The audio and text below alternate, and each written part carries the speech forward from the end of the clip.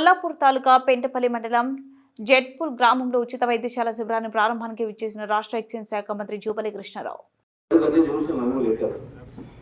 రెండుసార్లు కేసీఆర్ అవకాశం వచ్చింది.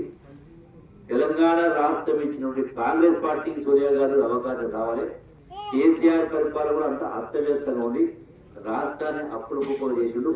ఇష్టారాజ్యంగా దోపిడీ జరిగింది అని ఆలోచన కాంగ్రెస్ పార్టీ మొదటికెళ్ళి నేనైనా ఉన్నోళ్ళందరూ 40 ఏళ్ళకి నాకు జ్ఞాపకం 1987 40 ఏళ్ళకెళ్ళి కాంగ్రెస్ పార్టీ నేను ఉద్యోగం చేసినా వ్యవసాయం చేసినా కాంగ్రెస్ పార్టీ ఉన్నాం. ఆ మధ్యలో తెలంగాణ మధ్యలో 5 కూడా జరిగింది. అయితే పోయిన 10 సంవత్సరాల కేసీఆర్ పరిపాలనలో చేసిన అప్పు 8 లక్షల కోట్లు. లెక్క అర్థమవుతుందా?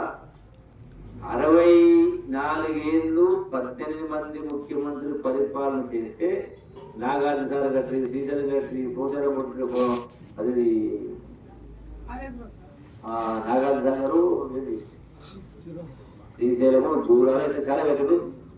దాంతో పాటు గుళ్ళు పట్టి లేవు. ఆయన గుళ్ళు, గోపురాలు, రోడ్లు, స్కూలు, కరెంటు, ఇల్లు, ఇళ్ళ రాలేదా? ఇన్ని చేస్తే కూడా ఆయన అప్పు 65 ఏళ్ళలో 60,000 కోట్లు అయితే 10 సంవత్సరాల కేసీఆర్ 8 లక్షల కోట్లు. ఈ 8 లక్షల కోట్లకు అదే 80 పైసలు వడ్డీ చొప్పున లెక్కేస్తే నెలకు 6,500 కోట్ల రూపాయలు వడ్డీ కంతులు కట్టాల్సి నెలకు 600 కోట్లు. మళ్ళీ నెలకు 600 ఎట్లా ఉంటాయి? ఇప్పుడు నెలకు 6,500 అంటే 10